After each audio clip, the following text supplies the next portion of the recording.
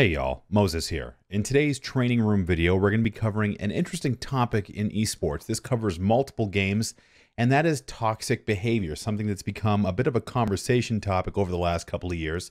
I've recruited the help of Dan Himmelstein, a sports psychologist specializing in esports, to help me go through all the different questions I had for him and kind of talk about how we as gamers can recognize toxic behavior both in our teammates and within ourselves. So without further ado, let's get started.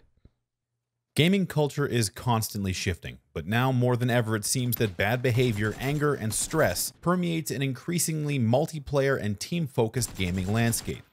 Over the last few years, toxic behavior, as it's become known, has become a key focus for esports organizations who recognize that in order to perform at their best, their players need to be at their mental and physical peak, similar to other professional sports. Toxic behavior is not reserved only for the pro circuit, but is often observed in regular team-based games like Overwatch, League of Legends, CSGO, and more. I'd be remiss not to mention PUBG in this selection of games as well. While its pro scene is still growing, stress can still be a major factor in high-level competition, as seen here. Okay. Are there people in the barn, K-Mine? Yeah, there is. I heard just there. Don't go there. You can stop in this smoke, K-Mine. Yo, there's forces flying, Woody. We shouldn't go I'm there. going for the orange building here. I can stop in the smoke, you sure? Yes. Okay. There's people in front of us. Willie. I'm in. Oh. Where do we go, Willie? Oh, we've all had that one happen before. And that's an unfortunate, and you can see a rotation. No, man! So now that we've seen a few examples, I'm going to let Dan define what toxic behavior is and how you can recognize it.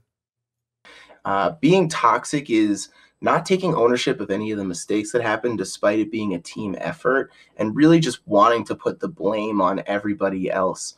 And toxicity, it could also be arrogance, disrespect to teammates. It could really be a number of things. And a lot of the time, what I see in really toxic behavior is this person will stray away from team strategies and team norms just to prove a point, and they're going to be the first ones to be the one to say, "I told you so." You know, we should have been doing this the whole time.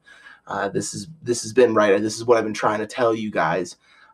So really, it does break down to a lot about ownership and making sure that you do understand you are in a team environment and that you are not the sole factor in this whole scheme of things. In the past, I've seen examples of teams retaining players known for their bad behavior due to their skill and performance in the game. Organizations at the pro level have become increasingly aware of what sort of impact one individual's behavior can have on a team, and even an organization's reputation. If your end game is to make it to the pro level, recognizing how your behavior can reflect on you as a prospect is important.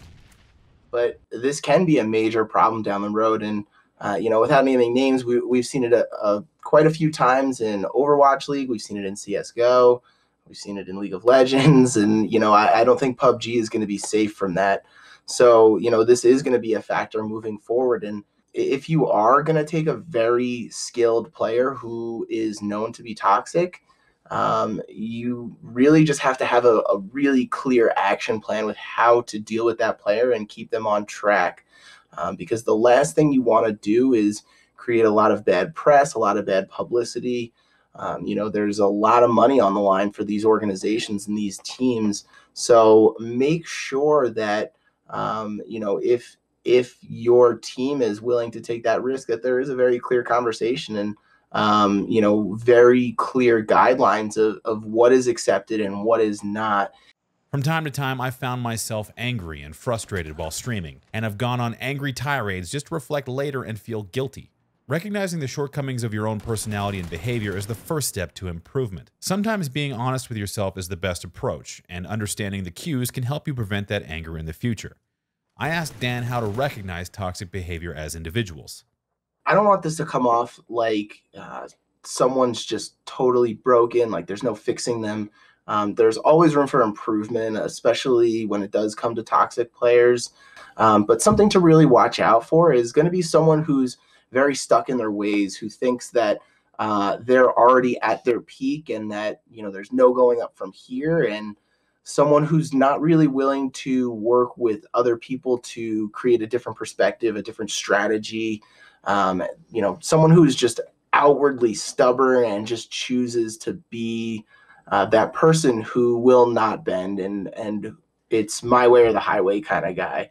At the end of the day, how you behave is your own responsibility. I'm also a believer of you get what you give, and you shouldn't underestimate the impact that a positive response to adversity can have on your team at almost any level, from the matchmaking of your favorite game to the highest reaches of professional esports.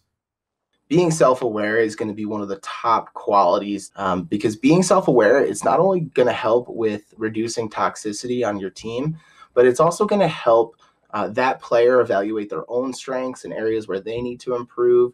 They're going to paint a realistic picture of where the team is and what they need to do to get better. They're going to help themselves stay motivated, help other teammates stay motivated, know when to provide feedback.